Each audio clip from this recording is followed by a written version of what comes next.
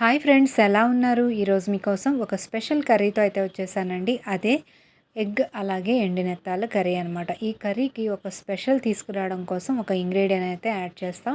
అదే పచ్చి మామిడికాయలు అనమాట. మనకు ఇప్పుడు ఎనీ సీజన్లో మనకు మ్యాంగోస్ అయితే దొరికేస్తున్నాయి కదండి. ఒకవేళ మీకు అందుబాటులో ఉంటే తప్పకుండా ఈ కాంబినేషన్ ట్రై చేయండి. చాలా బాగుంటుంది. ఎలా చేయాలనేది ఇప్పుడు చూపిస్తానమాట. పొయ్యి మీద ఒక ప్యాన్ అయితే పెట్టుకోండి. దాంట్లో ఒక 3 నుంచి 4 టేబుల్ స్పూన్ ఆయిల్ అయితే వేసుకోండి. కొంచెం పసుపు వేసుకొని మన ఎగ్స్ ఏవైతే ఉన్నాయో కొంచెం ఫ్రై అయితే చేసుకుందాం. ఈ ఈ ఎగ్స్ కర్రీ అనేది చాలా వరకు సింపుల్ ప్రాసెస్సే కదండి. చాలామందికి తెలిసే ఉంటుంది. అలాగే మనం ఫస్ట్ ఫ్రై అయితే చేసుకుంటాం కదా. కొంచెం పసుపు అనేది వేయడం వల్ల కలర్ అయితే వస్తుంది. దానికోసమే పసుపు అనేది యాడ్ చేస్తామన్నమాట. మనం ఈ ఎగ్ కర్రీ అనేది చాలా వెరైటీస్ అయితే చేసుకోవచ్చండి. పచ్చినెత్తాలు, ఎండినెత్తాలు, రొయ్యల కాంబినేషన్లో, అలాగే వంకాయ వెజిటబుల్లో వంకాయ, అలాగే ఆనపకాయ అంటే సొరకాయ అంటాం కదండి. ఇలాంటి కాంబినేషన్లో ట్రై చేయండి. ప్లెయిన్ ఎగ్ కర్రీ కంటే ఇలా కాంబినేషన్ ట్రై చేశారంటే టేస్ట్ అయితే చాలా బాగుంటుందన్నమాట. ఈ ఎగ్ అంతా ఫ్రై అయిపోయినవన్నీ తీసేసుకోండి. సేమ్ ప్యాన్లో ఆయిల్ అయితే ఉంటుంది కదా, దాంట్లో కొంచెం ఆవాలు, జీలకర్ర అవి చిటపటలాడిన తర్వాత సన్నగా తరుక్కున్న ఉల్లిపాయలు, కరివేపాకు, పచ్చిమిర్చి అన్నీ ఒకసారి వేసేసుకొని చక్కగా గోల్డెన్ బ్రౌన్ వచ్చే వరకు కూడా ఫ్రై అయితే చేసేసుకోండి. ఈ కర్రీ అనేది మనకు రైస్లోకి చాలా బాగుంటుందండి. సైడ్ డిష్ లాగా యూజ్ చేసుకోవచ్చు. లేదనుకుంటే కొంచెం గ్రేవీలా తయారవుతుంది కాబట్టి మీకు చపాతీకైనా బాగుంటుందన్నమాట. చూస్తున్నారు కదా, మన కలర్ అంతా కొంచెం చేంజ్ అయిపోయిన తర్వాత దీంట్లో జింజర్ గార్లిక్ అల్లం వెల్లుల్లి పేస్ట్ అనేది యాడ్ చేస్తామన్నమాట. ఇది కూడా పచ్చివాసన పోయే వరకు ఫ్రై అయితే చేసేసుకుందాం.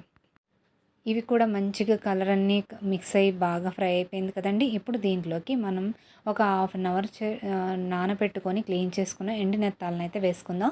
ఈ ఎండినెత్తాలు అనేది మనకు అన్ని సూపర్ మార్కెట్లో కూడా చక్కగా అవైలబుల్గా ఉన్నాయి కదా. వీటితో పాటు వంకాయ, నేను చెప్పాను కదండి ఈ కర్రీ అనేది రైస్లోకి అలాగే చపాతీలోకి కూడా గ్రేవీ క్వాంటిటీ వస్తుందన్నాను కాబట్టి దీంట్లో వంకాయ అనేది యాడ్ చేయడం వల్ల కొంచెం గ్రేవీ తయారవుతుంది. అలాగే సరిపడా సాల్ట్, అలాగే కొంచెం పసుపు అనేది యాడ్ చేసుకోండి. వీటిని అన్నిటిని కూడా ఒకసారి బాగా ఫ్రై అయితే చేసేసుకోవాలి. ఇవన్నీ కూడా కొంచెం ఫ్రై అయిపోయిన తర్వాత దీంట్లో సాల్ట్ అనేది కొంచెం తగ్గించుకొని వేసుకోండి. ఎందుకంటే నెత్తాళ్ళు ఇవి ఎండి నెత్తాళ్ళలో కొంచెం సాల్ట్ అయితే ఉంటుంది కాబట్టి మీరు కొంచెం తగ్గించి వేసుకోండి. లాస్ట్లో చెక్ చేసి అయితే వేసుకోవచ్చు. ఇప్పుడు దీన్ని కొంచెం సేపు మూత పెట్టి పక్కన పెట్టుకున్నామంటే చక్కగా మగ్గిపోతుందండి.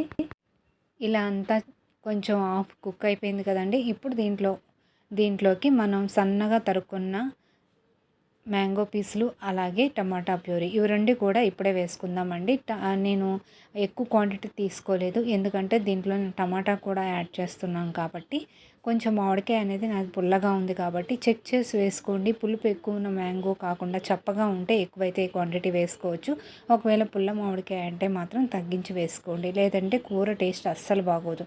అలాగే దీనికి సరిపడా వాటర్, దాంట్లోనే మరి కొంచెం గరం మసాలా, కారం కూడా యాడ్ చేసుకోండి. అలాగే ధనియా పౌడర్ 1 టేబుల్ స్పూన్ ఇవన్నీ వేసిన తర్వాత కొంచెం కలర్ కోసమని కాశ్మీరీ లాల్ మిర్చి ఒక 1 టేబుల్ స్పూన్, అలాగే సాల్ట్ ఒకసారి కొంచెం ఇందాక మగ్గడానికి వేసుకున్నాం కదా, ఇప్పుడు కూరకు సరిపడా సాల్ట్ అనేది వేసేసుకొని బాగా మిక్స్ అయితే చేసేసుకోండి. ఇక మనకు బాగా మిక్స్ అయిపోయిన తర్వాత కొంచెం సేపు కుక్ అవ్వనివ్వండి. 5 to 10 minutes కుక్ అయిన ఇచ్చారంటే దీంట్లో ఉన్న టమాటాలో ఉండే రా స్మెల్ అంతా కూడా తగ్గుతుందనమాట.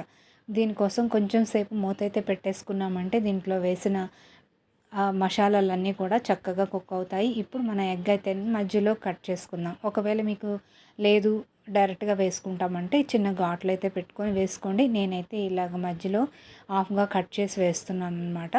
ఇది వేసిన తర్వాత ఎక్కువగా కలపకూడదు, అందుకే టమాటాని 10 minutes వరకు కుక్ చేసుకోమన్నాను. టమాటా అంతా వేసాక మనం 10 నిమిషాలు కనుక కుక్ చేసుకున్నామంటే చక్కగా ఇలా దగ్గరగా అవుతుందండి. మనకు వాటర్ క్వాంటిటీ అంతా సరిపోయింది. ఒకవేళ మీలో ఎవరికైనా కొంచెం వాటర్ కావాలి అంటే యాడ్ చేయండి. కానీ ఇలా కట్ చేసి వేసుకునే ఎగ్స్ కోసం కర్రీ అయితే మాత్రం వాటర్ క్వాంటిటీ కొంచెం తక్కువగానే వేసుకోండి, ఎందుకంటే అస్సలు బాగోదనమాట, మొత్తం రేగిపోయినట్టు అయిపోతుంది. ఇప్పుడు మనం ఈ ఎగ్స్ అన్నీ కూడా దీంట్లో వేసామంటే మన గ్రేవీలో ఉండే ఫ్లేవర్స్తో పాటు టేస్ట్ అనేది ఈ ఎగ్స్కి అయితే కొంచెం పట్టుకుంటుంది. అందుకోసం మన ఎగ్స్ అన్నీ పెట్టిన తర్వాత మరొకసారి మూత అయితే పెట్టేసుకుందాం. మూత పెట్టి సిమ్ ఫ్లేమ్లో పెట్టుకోండి. ఒక 5 minutes వరకు ఉంచారంటే చక్కగా మన ఎగ్స్కి అంతా కూడా ఈ ఫ్లేవర్ అన్నీ పట్టుకుంటాయి అన్నమాట.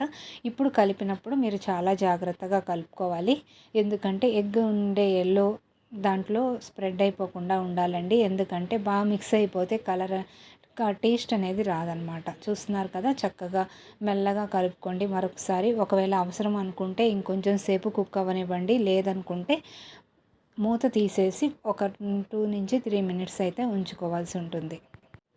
నాకైతే కొంచెం వాటర్ అనేది అబ్జర్వ్ అయిపోవాలని ఒక 5 నిమిషాలు అయితే వదిలేసానండి. ఒకవేళ మీకు ఇలాగే గ్రేవీలా సైడ్ డిష్గా కాకుండా కలుపుకోవాలి అనుకుంటే మీరు మరొకసారి బాగా కలిపేసుకొని డిష్ అవుట్ అయితే చేసేసుకోవచ్చు. నేను చెప్పాను కదా, కొంచెం వాటర్ క్వాంటిటీ తక్కువగా ఉండాలి, సైడ్ డిష్గా ఉండాలి అనుకుంటున్నాను కాబట్టి నేను ఒక 5 నిమిషాలు అయితే ఎక్స్ట్రా పెట్టుకున్నానండి. ఇప్పుడు మన కర్రీ అయితే రెడీ అయిపోయింది. దీన్ని సర్వ్ చేసేసుకుందాం.